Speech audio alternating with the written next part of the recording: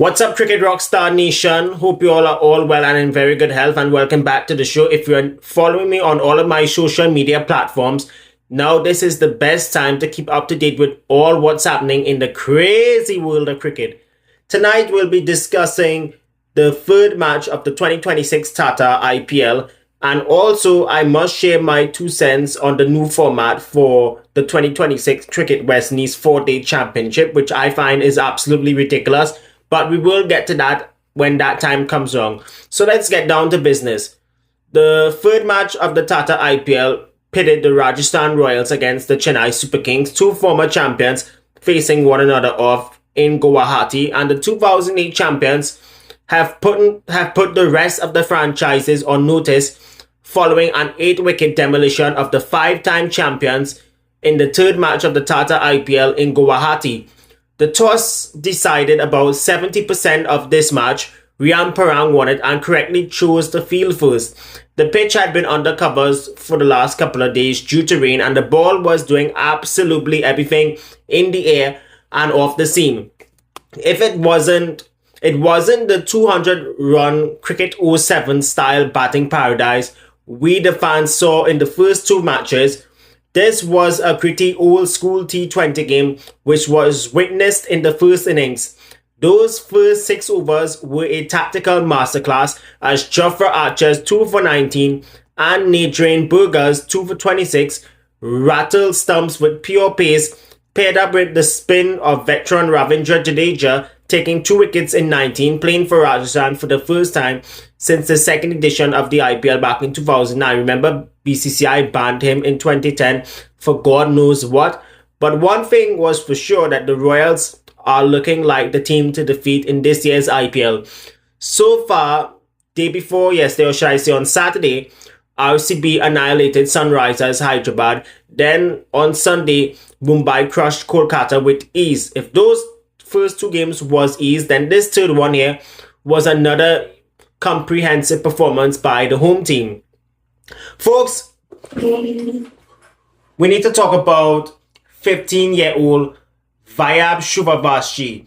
Just the other day, this young man from Bihar turned 15 years of age, and in his first match of the season, fresh off that memorable knock in the ICC Men's Under-19 Cricket World Cup final back in February this year, where he scored, I think, 170 odd against England.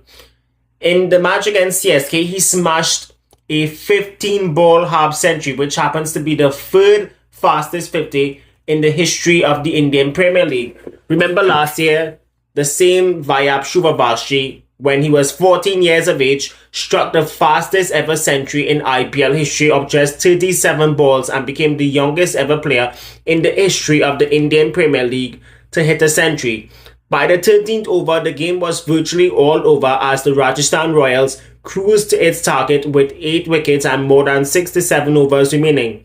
For the Whistle Pudu fans in the Yellow Army, all they need to look away, as it was a catastrophic display, or should I say a catastrophic, disastrous beginning to the 2026 season, as their batting department, or should I say batting lineup, was a complete failure. Remember, there's no MS Dhoni, there's no Diwal Brevish, which was a double whammy for the batting department. But look on the bright side, it's a young CSK team from previous seasons that, in my opinion, would be looking forward to better days ahead of them later on in the season. Today's 4th match in the Tata IPL, which features Punjab Kings and Gujarat Titans from Mulanpur, which is in New Chandigarh in Punjab. It isn't about David versus Goliath. It's about a team from the north, runners-up in the 2025 edition, versus the team from the western state of India, who made IPL finals in their first 2 seasons in 2022 and 2023, looking for consistency. We've got Shreyas Iyer leading a Punjab Kings side that is desperate to go one step further after that heartbreaking defeat in the 2025 final to RCB in Ahmedabad. On the other hand, Shubman Gill is trying his very best to steer the Titans back to their 2022 glory days after an early exit in the eliminator last year. The head-to-head is dead even at 3-all, Punjab has the momentum of continuity, retaining 21 players, while Gujarat has added some serious veteran steel with Jason Holder and Josh Butler joining the Gujarat Lions. I beg your pardon, the Gujarat Titans. It's a 50-50 match, in my opinion, on a pitch that in the past historically favored the Seamers, but has offered a lot of runs if you survive that 6-over power play phase. Remember last year when Punjab Kings faced off against the Kolkata Knight Riders, they defended 115 in Mullapur to defeat the KKR side on what was a bowler's friendly wicket that suited the fast bowlers alike. Remember, it was Marco Jansen's magnificent spell that brought the Kings back from the jaws of defeat to pull off what has been one of their most memorable wins in IPL history. Punjab's top order of Priyash Iyer and Prabhat. Sorry, let me get this right. Punjab's top order of Priyash Iyer and Prahishram Singh have been dominating domestic cricket for quite some time.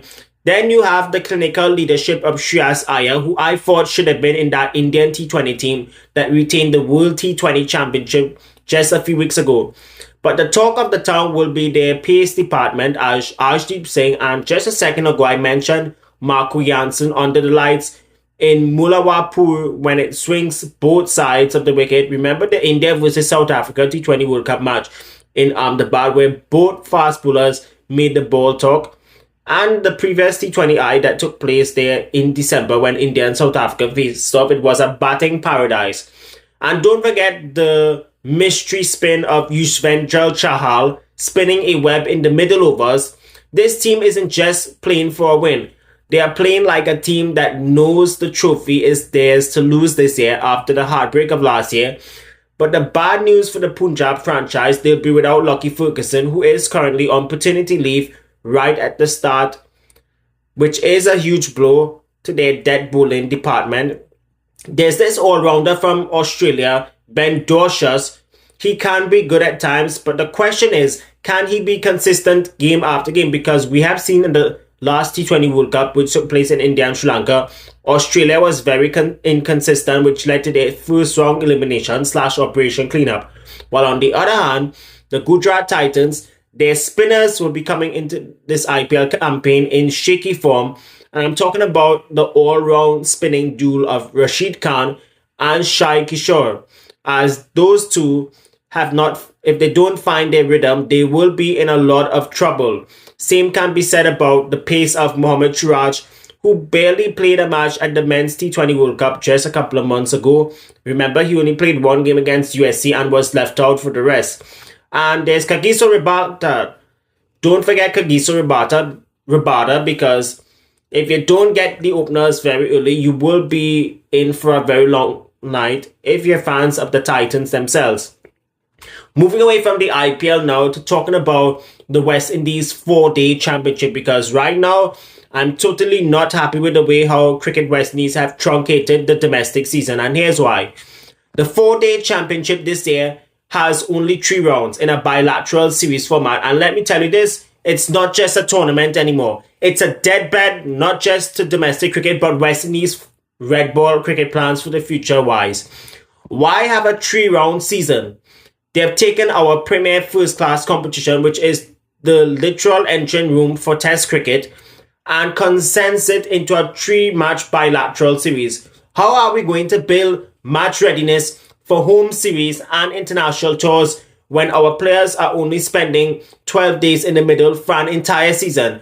And that is not all. Why is Cricket West Indies stopping its fast bowling pace trio of Jaden Seals and Shamar Joseph from playing county cricket, but you're giving them NOC for franchise leagues? That is not the right way how to operate in the mindsets of the higher ups at Cricket West Indies.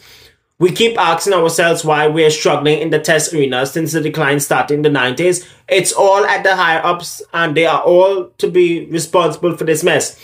But if you look at the foundation they're building, Cricket West Indies, this is my request for y'all.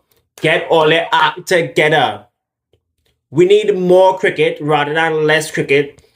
But these so-called financial issues and infrastructure all talk that all they're talking about has been killing West Indies cricket for years, and that is the main reasons why most of the up-and-coming cricketers and even some of the regulars who have been playing first-class cricket in the past, who have been on the fringes of West Indies selection, have quit West Indies cricket completely and have moved to the United States of America and England to play league cricket. What do you guys think of this stupid 3-round rule for this 4-day championship? Let me know in the comment section below, and let me know your thoughts on the fourth match of the IPL. Who is going to win that match between Punjab Kings and Gujarat Titans? This is Tyrell Ordain, aka the Cricket Rockstar, signing out. Remember, follow me on all of my social media platforms, and we'll catch up on the other side. Take care.